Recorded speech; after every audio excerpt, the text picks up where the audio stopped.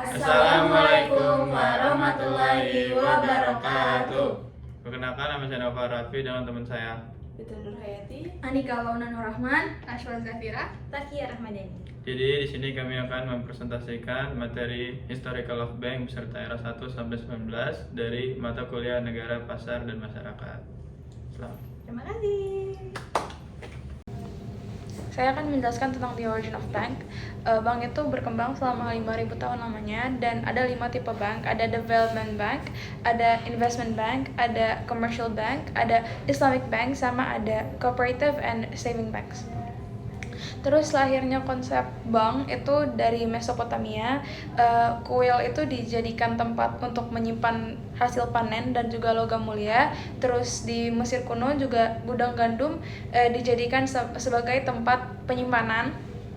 Dan di India itu mengembangkan sistem peminjaman dan juga bunga serta juga surat wesel. Terus di Cina pertama kalinya dibikinnya uang kertas.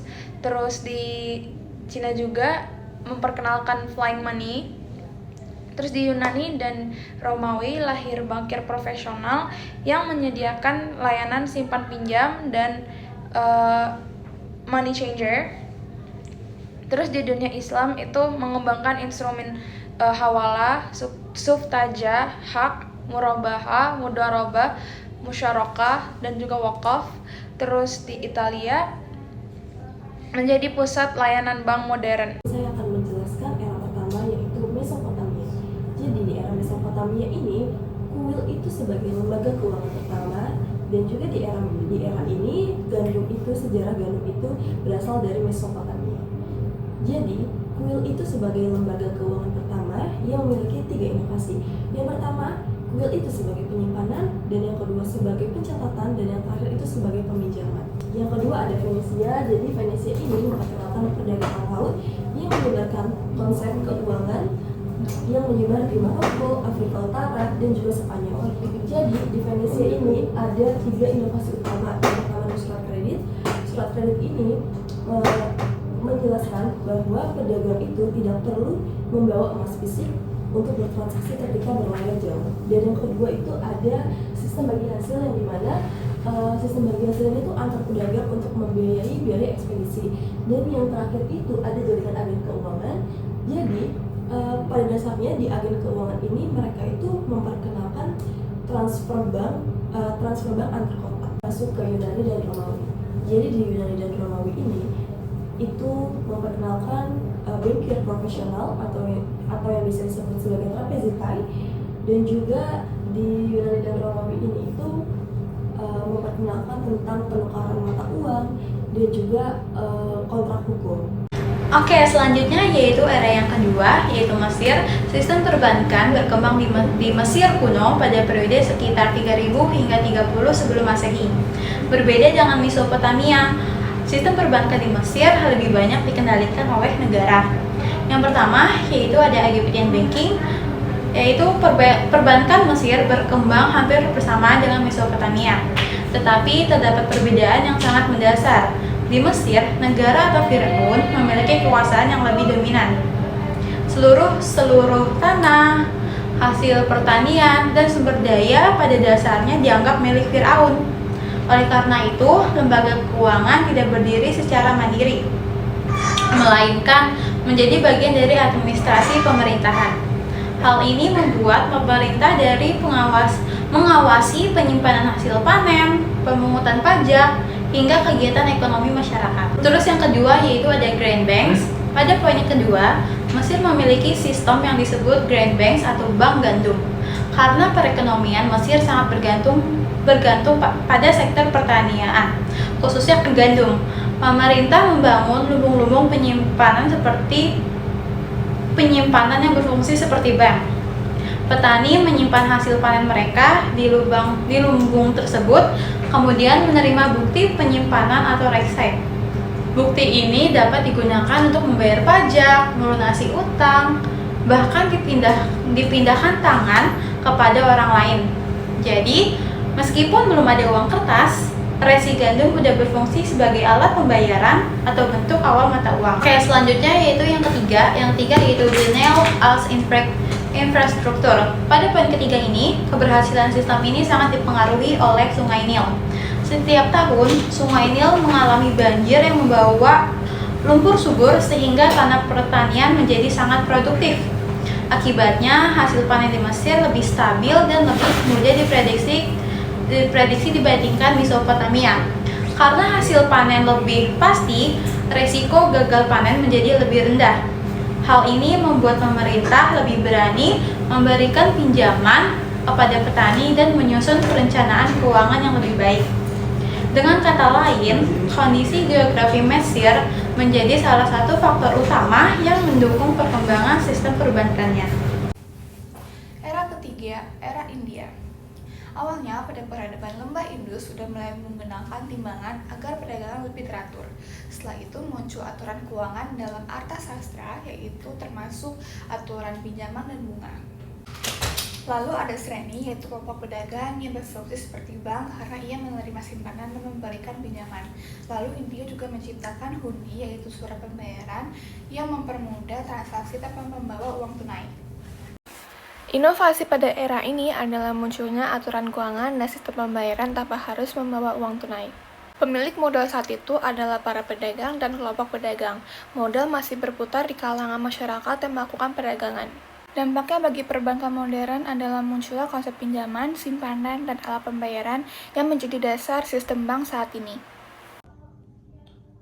Oke, jadi kali ini saya akan bahas era 4, yaitu era Cina. Jadi yang pertama ada Biara Buddha atau Zhang Kenshu, di mana munculnya lembaga pegadaian pertama serta adanya sistem peminjaman pertama bagi semua pedagang. Jadi pedagang itu bisa memiliki modal tanpa harus menjual barang-barangnya.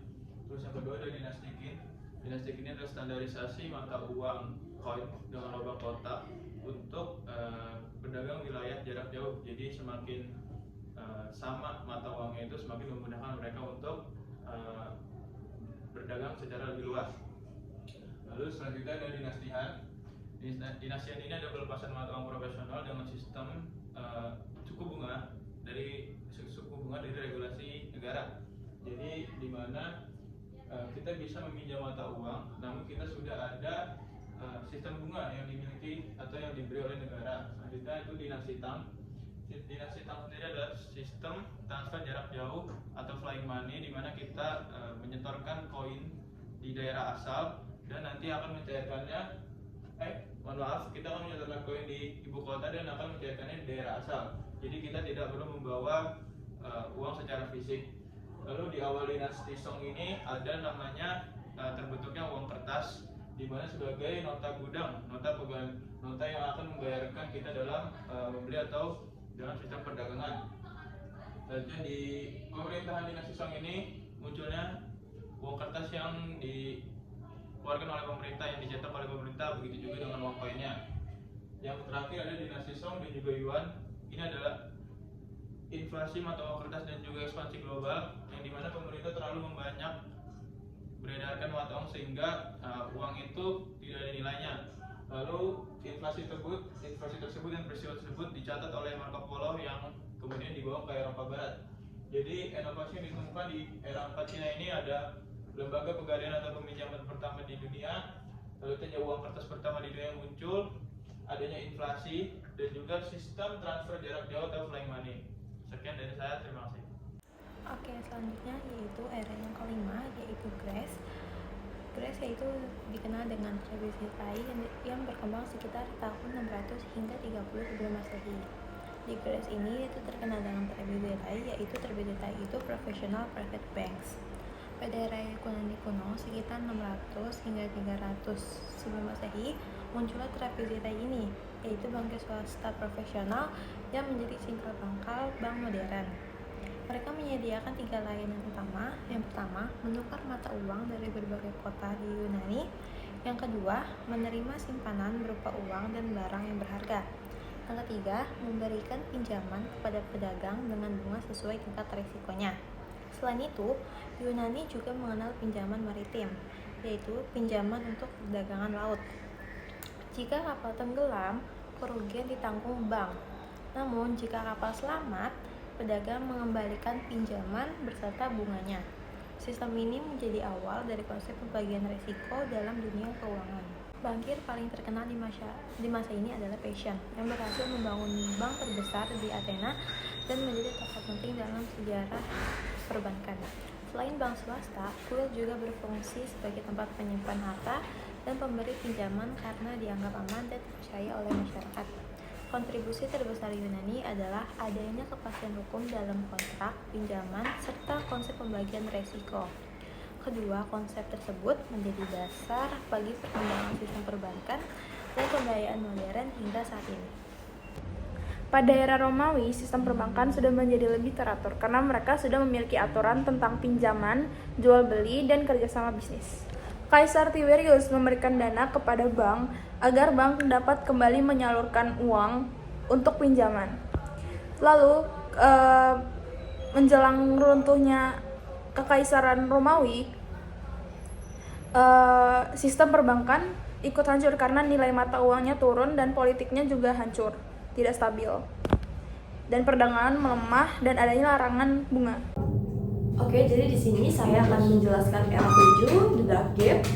Jadi The Dark Gap ini, masa ini tuh menjelaskan runtuhnya Kekaisaran Romawi dan merusak infrastruktur Eropa Barat.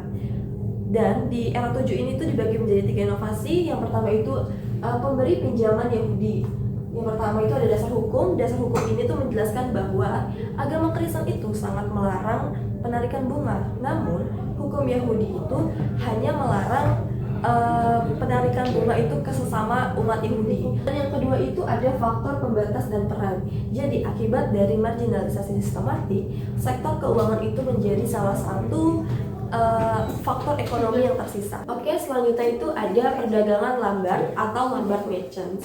Jadi asal usul dari perdagangan Lombard ini itu tuh salah satu wilayah dari Italia Utara yang bernama itu Lombardi. Jadi orang sana itu percaya bahwa karena wilayah di Lombardi ini tuh memiliki potensi untuk berdagang dan kemudian itu akan membuat beberapa cabang dan itu tuh bisa disebut dengan penggadaian. Lalu selanjutnya saya akan menjelaskan inovasi ketiga dari era 7 yaitu dunia Islam yang mencakup pengembangan dan penjagaan keuangan tahun 750 sampai 1250 Masehi. Di inovasi ketiga ini ada yang namanya Islamic Golden Age. Jadi di Islamic Golden Age ini menceritakan atau menjelaskan di mana masa ketika Eropa Barat ini mengalami kemunduran. Justru dunia Islam ini sedang berada di puncak kejayaan di bawah kekhalifahan Rasyidin, Umayyah, dan Abbasiyah. Oke, selanjutnya itu ada preservasi pengetahuan dan transfer teknologi. Jadi di sini itu akan menjelaskan bahwa cendekiawan Muslim atau intelektual Muslim itu memelihara dan menerjemahkan dokumen-dokumen ekonomi klasik milik Yunani dan Romawi. Yang ketiga itu ada jaringan keuangan Islam, yang dimana mereka itu berusaha untuk menyempurnakan instrumen keuangan untuk mengembalikan perbankan Eropa menjelang abad ke-11 melalui praktik komersial di kawasan Mediterania. Baik, selanjutnya saya akan membahas tentang era 8 yaitu Islamic Empire. Jadi ada hawala, subtaja, sah, mudharabah, musalafah, murabaha, waqaf, jajan, jaringan saraf. Jadi di hawala ini hawala itu adalah sistem transfer jarak jauh yang dimana mereka itu faktornya adalah amanah serta nota dengan catatan yang detail atau hawaladar yang digunakan untuk meminimalisirkan adanya perampokan dalam perjalanan perdagangan. Selanjutnya yang kedua itu ada subtaja. Subtaja itu adalah surat wesel atau nota atau surat utang yang digunakan sebagai pembayaran dan meminimalisirkan pedagang membawa uang fisik. Yang ketiga ada sab. Sab itu cek, munculnya cek pertama di dunia yang bisa kita gunakan untuk mencairkan uang di rekening. Terus ada mudharabah. Mudharabah ini adalah kemitraan investasi yang membagi hasil antara keuntungan dan kerugi, di mana ada Rabbul Mal sebagai pemilik modal dan juga mudarib itu orang yang memberikan jasa, dan di kedua itu harus membagi keuntungan yang sudah sesuai kesepakatan dalam prakontrak. Baik, selanjutnya yaitu ada musyarakah. Musyarakah adalah kemitraan modal dengan membagi antara rugi dan untung itu secara adil.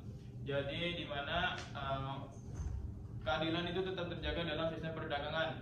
Selanjutnya ada murabahah. Murabahah itu pembayaran berbasis dengan margin keuntungan, di mana semisal ada konsumen ingin mencari barang lewat bank. Jadi bank itu mencari barang dan dia menjual ke konsumen itu dengan keuntungan yang lebih besar. Jadi dia menjual juga mendapat bonus dari keuntungan tersebut. Terus yang ketujuh ada wakaf. Wakaf itu adalah lembaga yang membayari atau mendanai bantuan untuk pembangunan seperti masjid, sekolah, kesehatan, rumah sakit, dan lain-lain. Selanjutnya ada jaringan saraf, itu jaringan swasta untuk mengonversikan konversi mata uang. Jadi adanya suftaja di sepanjang jalan perdagangan antara Cordoba sampai ke Baghdad gitu. Lalu ada ini sebenarnya koneksi struktur perbankan Eropa, beberapa efek apakah Islamic Empire ini mempengaruhi perbankan sistem Eropa. Contohnya ada kontrak dagang tertulis, terus pada saat perang salib, dan juga adaptasi kontrak komersial. Jadi perdagangan Islam ini, perdagangan dan atau perbankan Islam ini sangat merubah perdagangan di Eropa. Seperti itu. Terima kasih. Pada era ini, Italia menjadi pusat perdagangan Eropa. Lalu ada munculnya surat wesel atau surat yang memungkinkan pembayaran perdagangan untuk bertransaksi tanpa membawa emas atau uang tunai. Lalu diperkenalkannya Bank Bardi dan Peruzzi yang dianggap itu bank multinasional pertama karena terbukanya cabang di berbagai negara. Era 10 The Medici, inovasi terbesar mereka adalah membuat holding company, sehingga cabang bank itu berdiri sendiri. Jadi kalau ada satu cabang bank yang bangkrut, cabang lainnya akan tetap aman. Inovasi pada era ini adalah sistem holding company dan pembukuan modern. Pemilik modal mulai berpindah dari pedagang biasa menjadi keluarga bankir besar seperti Medici. Modal juga mengalir antar negara melalui jaringan cabang bank. Pengaruhnya juga masih terasa sampai sekarang karena banyak perusahaan dan bankir modern yang menggunakan sistem yang sama. Oke, selamat pagi. Jadi saya akan membahas era ke-11 pada tahun 1450 sampai 1550 sebelum Masehi, yaitu ada The Fugger Family. Jadi tokoh utamanya itu adalah Jacob Fugger atau Jacob the Rich, yang dia tuh meminjamkan pendanaan finansial dia itu kepada keluarga Habsburg, di mana Jacob ini memiliki banyak sekali finansial yang besar seperti emas, pertambangan, dan lain sebagainya. Lalu dia juga berpengaruh dalam politik, peperangan sebagai pendanaan. Contohnya dalam politik adalah dia membiayai Charles V untuk mendapatkan mahkotanya. Bahkan dalam surat Jacob Fugger ini dia berkata bahwa Charles V tidak akan mendapat mahkota Romawi apabila tidak dibiayai oleh si Jacob ini. Lalu untuk berjalan pada perdagangan Eropa, The Fugger Family ini menggunakan Intel untuk perkembangan politiknya, gerakan militer, dan juga harga-harga pasar yang nantinya akan didistribusikan kepada keluarga mereka ini. Jadi mereka bisa mengetahui apa saja yang terjadi dalam pasar dan perdagangan dengan Intel ini.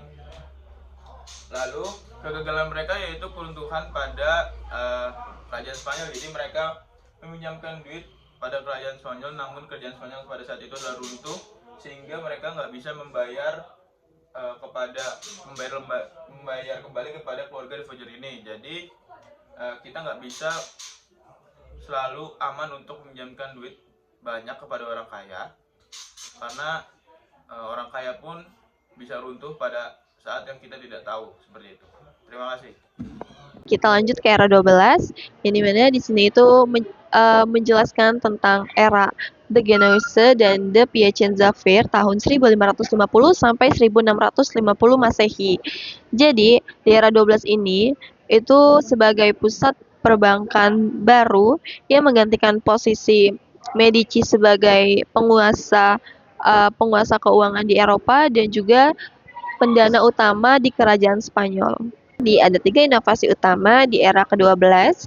Yang pertama itu ada pasar antar bank. Jadi pasar antar bank ini itu diciptakan oleh Piacenza Fair sebagai bursa eksklusif antar elit bankir untuk bertransaksi dan penentuan harga nilai tukar.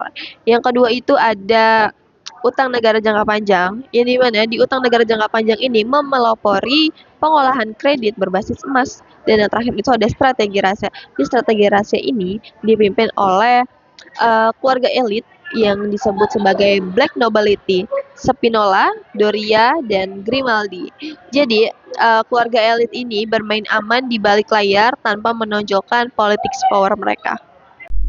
Oke, selanjutnya yaitu era yang ke-13, yaitu The Dutch Revolution, yaitu Bank of Amsterdam yang berdiri tahun 1609. Bank ini menjadi titik penting dalam sejarah sistem perbankan yang mengubah sistem dari bank yang dikelola oleh keluarga kaya menjadi lembaga perbankan resmi yang didukung oleh pemerintah. Mengapa Amsterdam? Pada awal abad yang ke-17, Belanda merupakan pusat perdagangan dunia. Hal ini didukung oleh FOC atau The Dutch East India Company, perusahaan multinasional pertama yang menjual saham kepada publik. Selain itu, Amsterdam menjadi pusat perdagangan gandum, ikan, dan rempah-rempah, sehingga banyak pedagang dari berbagai negara datang ke kota tersebut. Namun, banyaknya pedagang juga menimbulkan masalah. Setiap negara membawa mata uang dengan nilai dan kadar logam yang berbeda, sehingga transaksi menjadi rumit dan serta menimbulkan perselisihan. Untuk mengatasi masalah tersebut, Bank of Amsterdam membuat sistem yang baru. Para pedagang menyimpan koin mereka di bank, kemudian bank memeriksa kualitas koin tersebut dan memberikan saldo dalam bentuk bank money, yaitu uang yang memiliki nilai yang standar. Dengan sistem ini, pembayaran dapat dilakukan hanya melalui pemindahan saldo antar rekening, tanpa perlu membawa atau memindahkan koin secara fisik. Era 14, The Bank of England.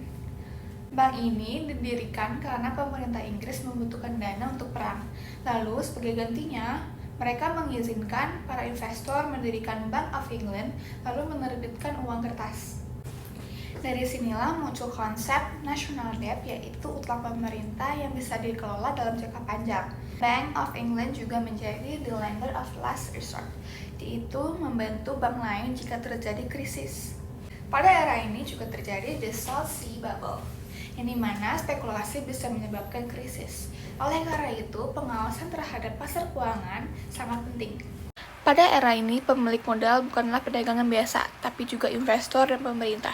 Modal ini dikelola oleh bank sentral untuk membiayai kebutuhan negara. Sistem ini menjadi dasar lahirnya bank sentral modern yang berperan menjaga stabilitas ekonomi hingga sekarang.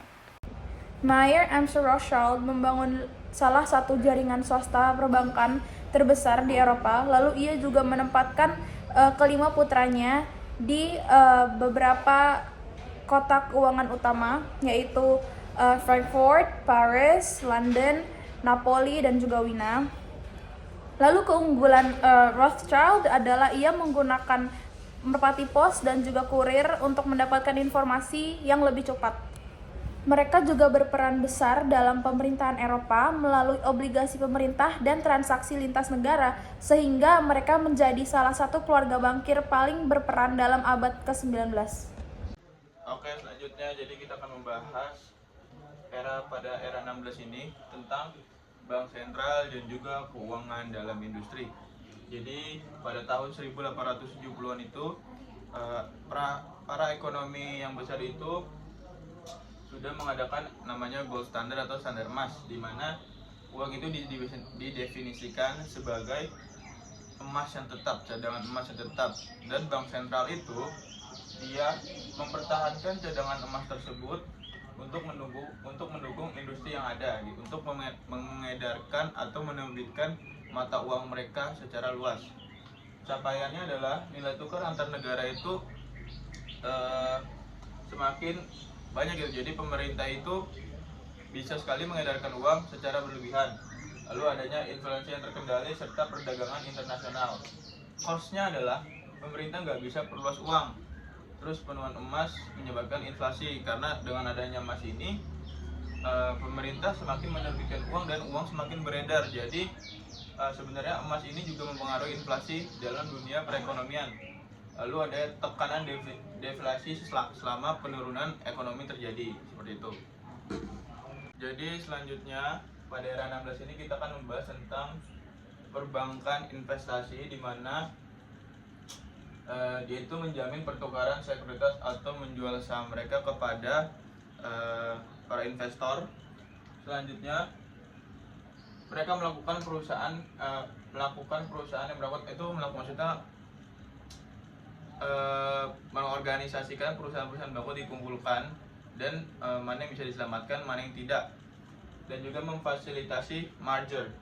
Selanjutnya ada kepanikan pada 1907 di mana upaya gagal memonopoli pasar tembaga dalam krisis ekonomi. Jadi mereka ini mengorganisasikan kembali perusahaan-perusahaan yang bangkrut untuk didiskusikan mana yang bisa diselamatkan, mana yang tidak. Nah, si Jacob Morgan ini pada umur waktu itu 70 tahun itu dia membiayai lembaga-lembaga yang kurang likuiditas, tetapi tidak semuanya. Dia juga melihat apakah lembaga ini bisa diselamatkan atau tidak. Jika bisa diselamatkan, JP Morgan siap membantu mendanai untuk memfasilitasi likuiditas bagi lembaga tersebut untuk bangkit kembali. Lalu dengan adanya pinjaman itu pada tahun 1907 itu, pinjaman merupakan rencana terakhir, cara mengatasi krisis ekonomi terakhir untuk para perusahaan atau lembaga tersebut bisa bangkit kembali. Sekian dari saya, terima kasih. Oke, jadi kita memasuki era 17, The Federal Reserve atau The Fed. Jadi awal mulanya itu ketika tokoh politik dan elit bankir Wall Street itu bertemu secara diam-diam untuk membahas perancangan undang-undang reformasi perbankan AS yang melahirkan struktur hybrid yang dimana menggabungkan antara bankir swasta dan pemerintah itu melalui Federal Reserve Act tahun 1913. Dan di sisi lain itu ada 12 bank regional yang dimiliki oleh bank swasta anggota, dan di sisi lain juga ada Dewan Pusat Washington yang ditunjuk langsung oleh pemerintah untuk mengawasi publik. Dan juga ada fungsi utama dari era 17. Yang pertama itu mengatur suku bunga, yang kedua mengontrol jumlah uang beredar, yang ketiga itu menjadi penolong saat krisis, dan yang terakhir itu menjadi pengawas keamanan saat sistem pembayaran.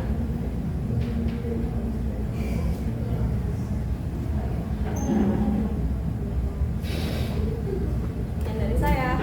Era ke-18, the 20th Century Crisis. Krisis ini dimulai dari The Great Depression pada tahun 1929, lalu pemerintah membuat FDIC, yaitu Federal Deposit Insurance Corporation, bertujuan untuk melindungi simpanan masyarakat. Kemudian lahir Bretton Woods yang dimana menjadikan dolar sebagai mata uang dunia dan membentuk IMF dan World Bank. Pada tahun 1971 terjadi Nixon Shock yang dimana berakhirnya sistem keuangan yang didukung oleh emas. Setelah itu dunia menggunakan sistem fiat money. Pada tahun 2008 kembali terjadi krisis keuangan akibat investasi yang terlalu berisiko. Inovasi pada era ini adalah jaminan simpanan, regulasi perbankan, sistem moneter internasional, dan penggunaan fiat money. Pemilik modal bukan lagi individu atau bank, tapi juga pemerintah, bank sentral, lembaga internasional seperti IMF dan World Bank. Era ini menjadi sistem perbankan modern yang lebih terhubung, tapi juga butuh pengawasan yang ketat agar krisis tidak terulang. Oke, selanjutnya yaitu era yang terakhir, era yang ke-19, yaitu digital banking and the current frontier. Pada era digital, sekitar tahun 1990-an hingga sekarang, perkembangan internet mengubah cara masyarakat menggunakan layanan perbankan. Nasabah tidak lagi harus datang ke kantor cabang karena hampir semua transaksi dapat dilakukan melalui online banking dan mobile banking. Selanjutnya muncullah fintech, yaitu perusahaan teknologi keuangan yang menyediakan layanan seperti pembayaran, peminjaman, investasi, dan transfer internasional.